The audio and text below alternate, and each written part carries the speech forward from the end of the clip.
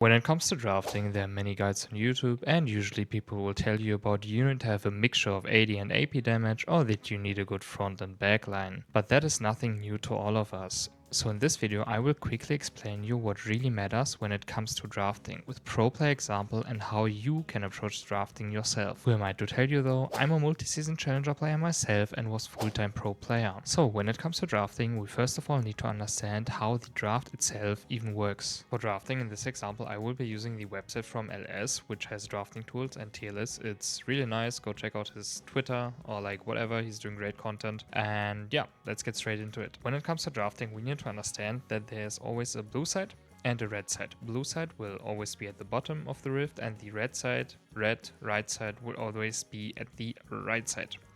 And now when it gets to drafting, we will have 5 bands that are divided into 2 parts. So basically the whole draft is divided into 2 parts. That means we will be having 3 bands and the other side 3 bands, and then both sides will pick 3 champions. That's like the basic tool we need to know. Then there's a second draft rotation, basically like the blue side team has 2 bands again, the red side team has 2 bands again, then red side is picking 1 champ, and then blue side picks 2 champions and red side has the last champion. When it comes to blue side, the special thing on blue side is that we are actually having a B1. That means we can decide the first champion in the game. And when it comes to red side, then there's a R5 pick, we call it like that, which basically means that it's the last pick that exists in the whole game, which can be like a really brutal counter pick. Basically, when I want to get any information about drafting, then I'm using the GOL website. I will link it down below, same for the draft one.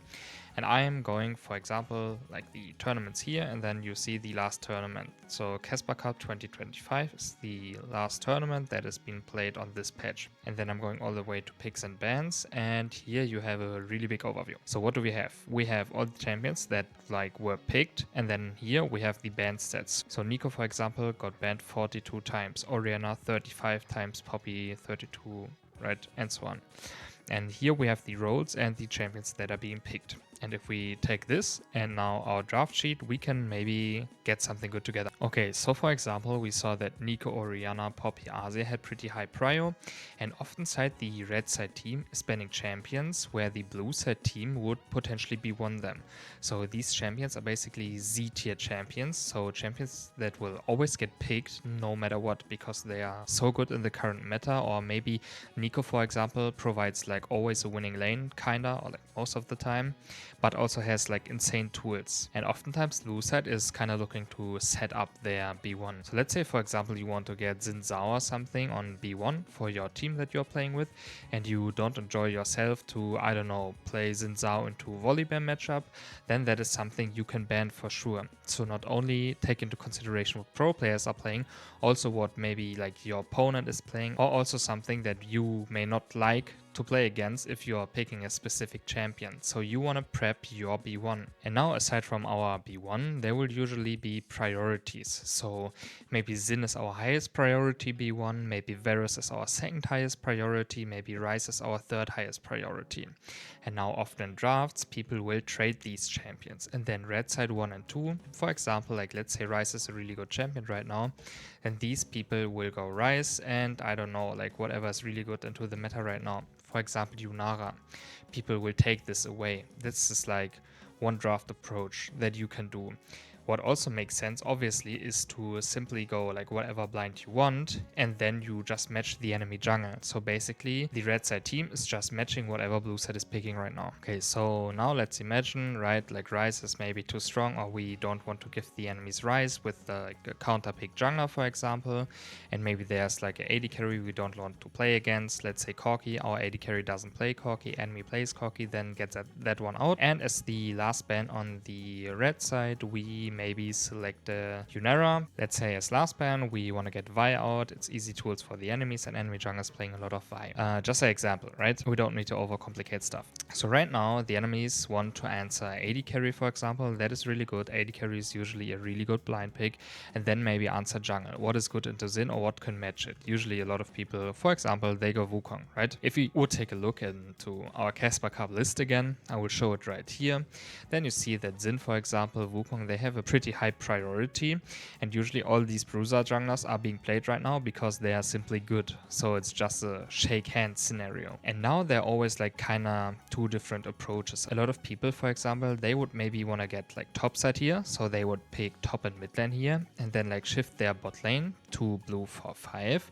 Or like there are different approaches. You can now also counter pick AD carry, like let's say something that is good into Yunara or like decent at least. Like let's say we would get Varus here, and then we still need to find a really good blind pick. For example, Rakan and Xin Zhao are really good. Rakan has not that big of lane counter, so this is something we could consider doing here. Just locking bot lane, and now we're shifting mid and top lane to the second rotation. And now when it comes to R3, right, then a lot of people tend to counter pick like whatever the other people say, but this is most of the time not correct, because usually the R3 pick is used to be a champion that can be played with double banning. So let's say, for example, here we would like to pick a top laner. Let's say our top laner is a big fan of Gwen, and he says that it's really good if he gets 2 bans. So Gwen is now getting out like 2 counters or like maybe 2 matchups that the Gwen doesn't like, maybe Rumble, and the enemy top laner is playing Rek'Sai, which is pretty annoying for our Gwen player. Then we want to get that one out. So basically we use our R3 with double ban into having a good blind pick, and now on 4 the draft is getting way easier because we can counter pick the enemy support. And now obviously the enemies will probably ban double support or mid laners. So now let's say the enemy banned Lulu and maybe the enemies have a Senna player, the red side team, and now here we can just take whatever support we kind of want to get into the enemy Rakan. We have a huge Senna player, so maybe this is something that we can do if it like kind of fits together with our team comp. Okay, now on the left side we already have a few tools. We have Varus ultimate, Rakan that can follow up on Xin, but we still want to get like a really good pick into the Gwen, but our top laner is a tank only player, so we would like potentially still go for something like Cassante to maybe have a well-rounded team comp. And if we see these champions on the left side now, yeah, what is missing? I think we need a bit of AP damage. So usually a control mage here, for example, can be really good, and the enemies have R5, right? So they will get the counter pick. That means we need to pick something that is like fine into basically anything that is still open. So there, for example, we are just going to take the Annie, and then the enemies would have counter pick on R5 on mid lane. And this is just an example on how you can approach draft for yourself. You don't need to draft like the pro teams are doing. It's super important that you find a way of actually going into the game feeling comfort with your draft. And if you feel really comfort with your draft by, I don't know, just picking your full comfort champs on 1, 2, 3 every single game, and you have success with it, then it's like totally fine to do it. Okay, but let's still get a look inside the competitive draft actually. So we see this is from Worlds 2025, and that's the first game of the finals. And SKT banned Yone and probably Orianna Asia because they are pretty good B1s for the enemies. I mean, this can have multiple reasons, right? And on the left side we have Bart, Nico and Yunara ban.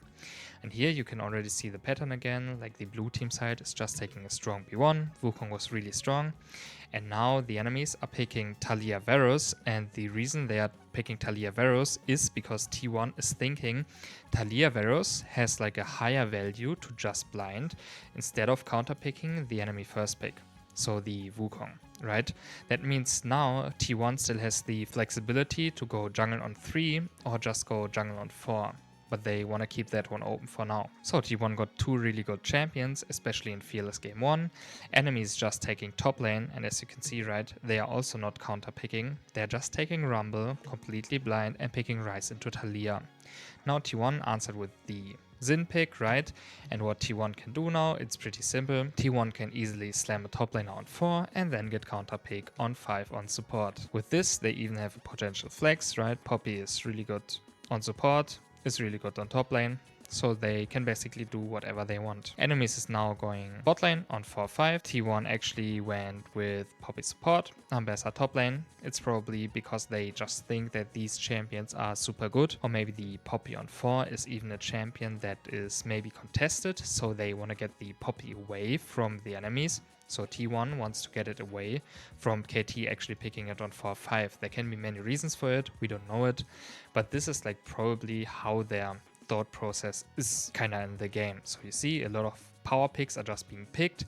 It's game 1 of Fearless, and maybe later, when there are not that many champions available, it will also shift. I hope you found this helpful. I would really appreciate any sort of feedback. Feel free to go in the comment section and tell me what you liked, what you disliked. Maybe I should have explained stuff differently. Then I'm wishing you a nice day and have a good one. Bye bye.